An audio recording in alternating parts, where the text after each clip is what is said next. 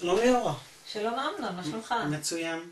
תקשיב, אני השבוע הייתי בבית ספר והייתה שם מורה שאמרה שהיא פשוט לא יודעת איך לעבוד עם מדרש בכיתה.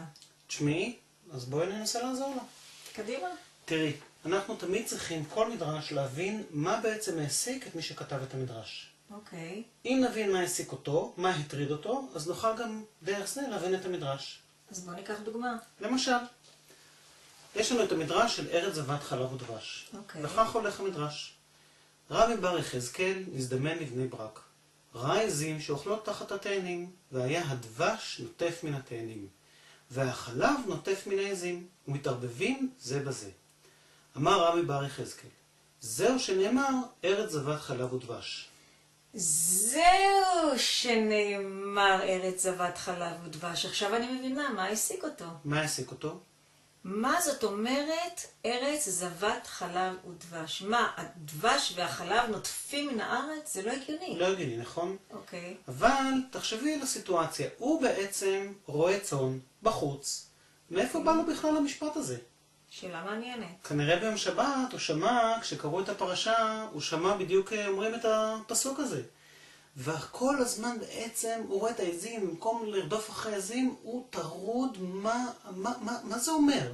מה המשמעות? ואז פתאום הוא רואה, מה הוא רואה? הוא רואה שפע, הוא רואה את השפע של העזים, הוא רואה את השפע של העץ, עץ התאנה, ואז יורד לו האסימון. וואו, איזה יופי. אז איך עשית את זה? אתה יודע, זהו שנאמר. אתה יודע, זה בכלל, אם אני חושבת על תלמידים בכיתה, אז אפשר לשאול אותם, קרה לכם פעם שפתאום בשיעור גיאוגרפיה הבנתם משהו שקרה בשיעור מתמטיקה, או ההפך? או בכלל הזדמנויות, נכון, שאתה פתאום נמצא במקום אחד, ואתה מבין משהו שבכלל קרה במקום אחר.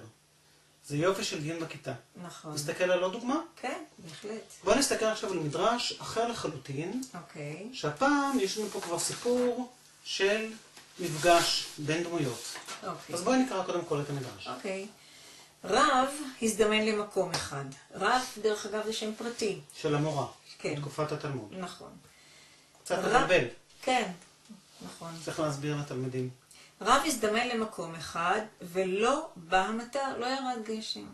גזר תענית, צום, ולא בא המטר. רגע, אז צריך להבין, זה לא סתם שלא בא המטר, כלומר, הרבה זמן כבר כנראה לא יורד גשם, כבר יש מצוקה. כן.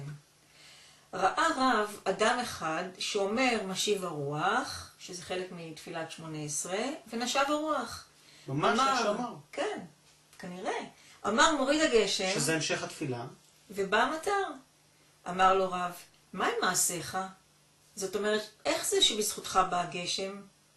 מה המעשים שלך? אמר לו, מלמד דרדקים, ילדים קטנים. דרדקים זה כמו דרדסים? כן, כנראה, יפה. הוא מלמד מקרא, תורה, לבני עניים כבני עשירים. אני לא מפלה בין ילדים, הוא אמר. וכל מי שאינו יכול לשלם, איני לוקח ממנו דבר. וכל תלמיד שמתרשל בלימודו, יש לי בריכה של דגים, ואני משחד אותו בדגים, נותן לו במתנה את הדגים. הוא מפייס אותו, כן. הוא מפייס אותו עד שבא וקורא. תראי, סיפור ארוך מאוד. מה בעצם מטריד את חז"ל? מה מעסיק אותם? מה מעסיק אותם? אין גשם. זאת הבעיה. גם אם נשאל את התלמידים, אני בטוח שהם יגידו, אין גשם. אין גשם. ועכשיו אנחנו צריכים קצת לזכור וגם לעזור לתלמידים להתחבר לתקופה. בתקופה ההיא, האמצעים של אנשים היה, מה שהם יכלו לעשות, זה רק דברים שהם יכלו בעצמם לעשות. תפילה, צום, תענית. אין טכנולוגיה של יודיד הכסף שעושה זאת אומרת, אין להם אין את האמצעים שהיום אנחנו יותר מכירים, ואולי אנחנו גם הרבה פעמים פונים אליהם. נכון. ולכן, כל הסיפור הוא מתעסק סביב מה אנחנו יכולים לעשות, או איך אנחנו יכולים לעשות את הדברים בצורה נכונה והטובה. וגם אני חושבת שבתקופה הזאת הייתה אמונה שהמעשים שלנו כבני אדם משפיעים על מה שאלוהים מחליט לעשות. כן, בהחלט. עכשיו קורה פה דבר מדהים. בעצם אומר לו רב, מה עם מעשיך? אם היום הייתי רואה את הסיטואציה הזאת, היא קורית ברחוב או באיזשהו מקום, אני בטוח שהשאלה הייתה, למה מי אתה? איך זה יכול להיות שדווקא אתה הצלחת ואני לא? יפה, זאת אומרת שיש פה צניעות של הרב שאומר, אוקיי, בוא, אני רואה שאתה כן הצלחת ואני לא, אז בוא תסביר לי איך עשית את זה. ולאור הכאן הייתי מפנה את התלמידים לחברותות, ללמידה שפותחת קצת ערוצים, ולשאול, מה במעשים של אותו אדם הביא את הגשם בסופו של דבר? כי יש הרבה מאוד אנשים טובים בעולם. נכון. אבל דווקא הבן אדם הזה רק אמר את המילים, הופ, והכל התחיל. מעניין. בזכות מה דווקא הוא הצליח להוריד את הגשם? שאלה יפה. אז זה בעצם מה שאנחנו ניסינו להראות, את העניין שאם אני מבין את מה שהעסיק את מי שכתב את המדרש, אז אולי אני גם יכול להבין את המדרש יותר טוב. נהדר. זו טכניקה אחת. יופי. פעם הבאה אולי ננסה לענות על עוד שאלה. אוקיי, בשמחה.